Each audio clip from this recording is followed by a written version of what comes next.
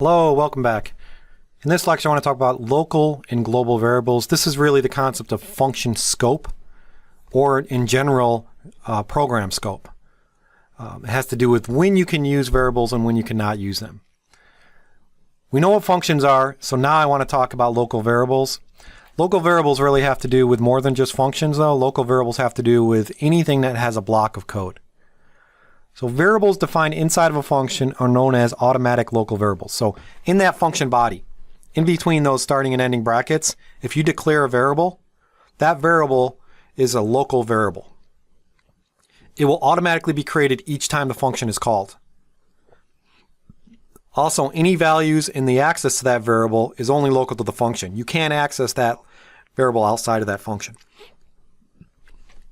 So the variable cannot be accessed in other functions if it's local to a specific function. It's only accessible from where it's defined. If an initial value is given to a variable inside of a function, that initial value is assigned to the variable each time the function is called. If you want to retain a value in a variable every subsequent call, there's actually a way you can do that in C. It's referred to as a static variable inside of a function. That's, again, more of an advanced concept, not in a beginner class, but it is a way that you can actually have the same data or different data every time you invoke the function. So if you wanted to, for example, keep a counter of how many times a function was called, you would declare a local variable inside that function named static with a static keyword. But without, just regular local variables are going to have new values each time. You can use the auto keyword before the data type, but it's not necessary. It does make it a little bit more precise. The compiler is going to add it by default if you don't include it, but if you do include it, it's just going to make it more precise. It's not necessary. So it's called an automatic local variable. There is a keyword named auto in C, but you don't need to provide it. It's provided by default. And that's why you don't see it in a lot of examples where variables are being defined and declared inside of a function. Local variables are also applicable to any code where the variable is created in a block, loops or if statements. Again, if you have an if statement, and what's a block for an if statement? It's just where the brackets start. That's referred to as a block. Blocks can be in functions, blocks can be in if statements, blocks can be in loops. Blocks can be anywhere that there's brackets, essentially. Anywhere there's brackets and you create that variable. Creation of the variable is declaring it and maybe assigning values to it. But if you declare that variable, you create that variable inside of a block, you can only use that variable inside the block. If you try to access that variable outside the block, it's not going to be used. So if you have an if statement, inside the if statement you declare a variable, you can't access that variable outside of the if statement block. Same with loops. It's very important to understand this. The compiler is going to complain and give you an error if you try to access it somewhere else. And what this means is the values in the data is only applicable to that block. You're not sharing any data. Global variables is the opposite of a local variable. Global variables can be accessed by any function in the program.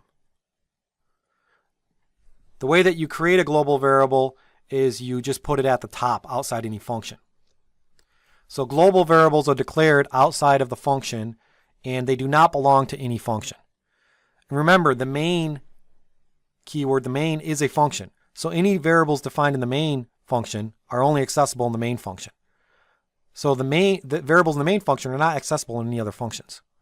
If you want a variable that's used by all functions, you put the variable outside of a function, usually at the top of the source file, and usually mark it as saying this is a global variable.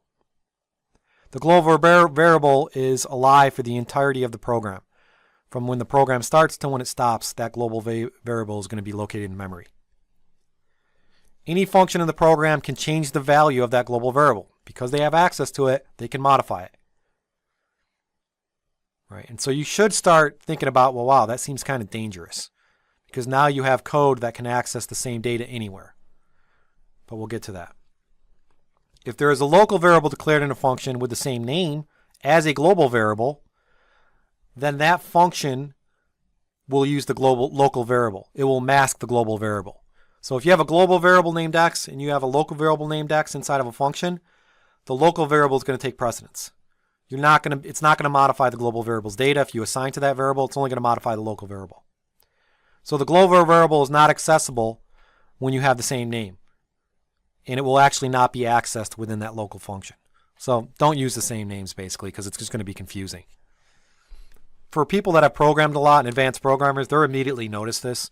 They'll say, hey, this just acts, it's just modifying the local variable, even if they see a global variable with the same name. But for beginners, it's not always very clear. Let me give you an example.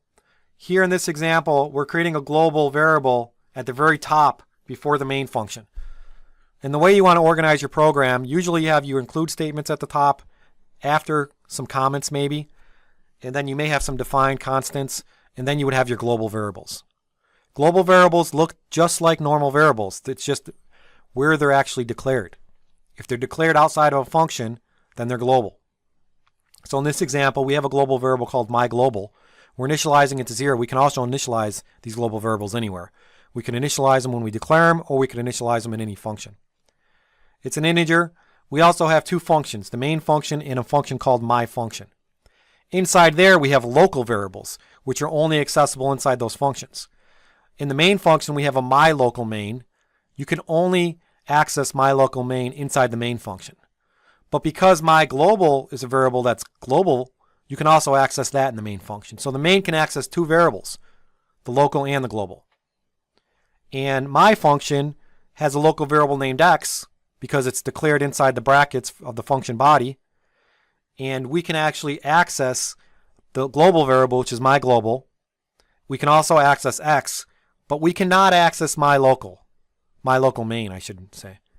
Because myLocalMain is only inside the main function. We don't have access to that. If we try to write or read myLocalMain variable inside the myFunction function, the compiler is going to give you an error. You need to understand this concept of local versus global. Local are inside blocks of code. When they're declared, you can only use them in the block. If a variable is outside of a block and it's just in a function, or it's just in the program itself, you can access it in any function. Global variables should be avoided. Global variables are sort of a bad thing. The reason for global variables being bad and why you should avoid them is because it promotes coupling between functions. What does coupling mean? Coupling means dependencies. If you have a global variable and it's being used by 4 functions, that means each one of those functions could be dependent on the other function. What's wrong with dependency? Dependency causes a program to be much harder to debug and find errors. If you have a bug in your program and you're using a global variable and the global variable is causing the bug, now that bug could be anywhere in any function that's using that global variable. It complicates things when you have global data. You have a global variable, it could be modified in function 1, function 2, function 3, function 4. You're not restricting access to that. It's also very hard, once you find the error and you isolate it, it might be very hard to fix it. Because now when you fix it, you may cause problems in other functions because of these dependencies. Global variables should be avoided as much as possible because of this coupling, because of these dependencies. There are times when you may need to use it, but you should avoid it. And to keep in mind, most modern languages and most object-oriented languages like C++ and Java don't even have the concept of a global variable. They have static variables, which can be class variables, but they're still encapsulated inside of a class. So because global data is such a bad thing, new languages actually try to prohibit it. And you should try to avoid it because it just complicates your program and makes it harder to find and debug errors. Instead of using global data, pass data to functions. If a function needs access to some data, pass it to it. Okay. If it's a lot of data and you don't want to have a lot of parameters, in theory you should never really have more than 5 parameters. There's a great book out there called Clean Code that talks about the quality of code and things to avoid like global variables. It also talks about how many parameters you should have in your functions. And if a function has 20 parameters, it's an indication that something's wrong. Mainly because that function is probably doing too much. But a function can have access to data by just passing the data to it, and you can restrict the use of global data. And for a function that takes a lot of data, you can use something called a struct, which we haven't talked about, but that's another way to do that. So don't use global data as much as possible, only when necessary. Make sure you understand the code and make sure you document it really, really well. So that somebody else looking at the code immediately knows that you're using global data and knows how everything works. This is the concept of function scope. You need to understand this, so pay attention to all these slides and also we'll be using some global data and some local data in our next challenge. Thank you.